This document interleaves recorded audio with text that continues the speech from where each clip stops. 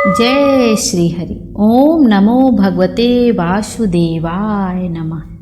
प्रिय भक्तों, जब भक्ति का दीपक भीतर जलता है तो अंधकार कितना भी गहरा क्यों ना हो, प्रकाश अपना मार्ग स्वयं बना लेता है।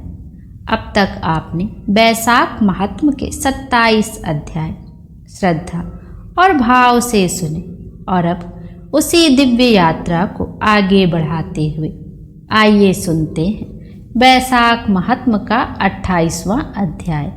प्राचीन काल में नैमिषारण्य की पवित्र भूमि पर जहाँ तप की ऊर्जा हर दिशा में प्रवाहित हो रही थी, वहाँ मुनियों ने पुनः सूत जी से विनम्रता से कहा, हे सूत जी, आपने बैसाख मास की अनेक महिमाएं सुनाई, लेकिन क्या केवल एक क्षण का पुण्य भी मनुष्य के जीवन का भाग्य बदल सकता है?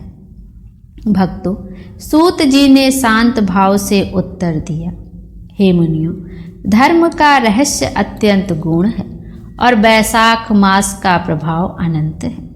पुराणों में एक अत्यंत दिव्य कथा वर्णित है जो यह सिद्ध करती है कि एक क्षण की सच्ची भक्ति भी मनुष्य को परम पद दिला सकती है। अब ध्यान पूर्वक सुनो। भक्तों, प्राचीन समय में दक्षिण देश में एक राजा राज्य करता था जिसका नाम था राजा पुरुरवा। भक्तों, राजा पुरुरवा पराक्रमी और तेजस्वी थे, लेकिन उनका मन विषयों और भोगों में अधिक लगा रहता था। वे धर्म को जानते थे परंतु उसका पालन स्थिरता से नहीं करते थे। समय बीतता गया। एक बार बैसाख मास का पावन समय आया। भीषण गर्मी, चारों ओर तपती हुई धूप। राजा एक दिन वन में शिकार के लिए गए। भक्तों, लंबे समय तक भटकने के कारण उन्हें अत्यंत प्यास लग गई। वे जल की खोज में इधर उधर भटकने लगे। तभी उन्हें एक छोटा सा आश्रम दिखाई दिया। वहाँ एक वृद्ध ऋषि तपस्या में लीन थे। राजा उनके पास पहुँचे और विनम्रता से जल मांगा। ऋषि ने अपने आंखें खोली और उन्हें एक पात्र में जल दिया। जैसे ही राजा ने वह जल ग्रहण किया, उन्हें एक अद्भुत शांति का अनुभव हुआ। उन्होंने पूछा, हे मुनिवर, यह जल इतना दिव्य क्यों है? ऋषि मुस्कुराए और बोले, हे राजन, यह साधारण जल नहीं, यह बैसाख मास में संचित किया गया पुण्य जल है। इस मास में दिया गया जल और ग्रहण किया गया जल दोनों ही पवित्र होते हैं।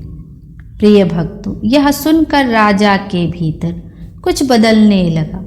पहली बार उनका मन भोगों से हटकर भक्ति की ओर झुकने लगा। उन्होंने उसी क्षण संकल्प लिया कि वे इस बैसाख मास में स्नान, दान और भगवान का स्मरण करेंगे। राजा ने अपने राज्य लौटकर विशाल स्तर पर जलदान आरंभ किया। हर मार्ग पर, हर चौक पर प्यासों के लिए जल की व्यवस्था की। स्वयं भी प्रतिदिन प्रातः स्नान करते और भगवान विष्णु का ध्यान करते। धीरे धीरे उनका हृदय शुद्ध होने लगा। भोगों की आसक्ति समाप्त होने लगी और अंततः उनका जीवन पूरी तरह भक्ति में बदल गया। समय आने पर जब उन्होंने शरीर त्याग किया, उन्हें दिव्य लोक की प्राप्ति हुई। तब सूत जी बोले, हे मुनियों, यह बैसाख मास की ही महिमा है कि एक क्षण की जागृति भी मनुष्य के जीवन की दिशा बदल सकती है। भक्तों, यह कथा हमें यह सिखाती है कि जीवन में परिवर्तन के लिए एक सच्चा क्षण ही पर्याप्त होता है और बैसाख मास ऐसी ही जागृति का समय है। और प्रिय भक्तों, इसी के साथ बैसाख महात्म का 28वां अध्याय यहीं पूर्ण होता है। आज की कथा हमें एक प्रेरणा देती है, परिवर्तन कभी भी संभव है। इसलिए अगर जीवन में कभी भी लगे कि अब बहुत देर हो गई है, तो याद रखिए, एक सच्चा कदम आपको भगवान के बहुत करीब ले जा सकता है। अब एक क्षण के लिए अपने मन को शांत कीजिए और प्रेम से कहिए, जय श्री हरि, राधे राधे, हरि ओम, हरे कृष्ण।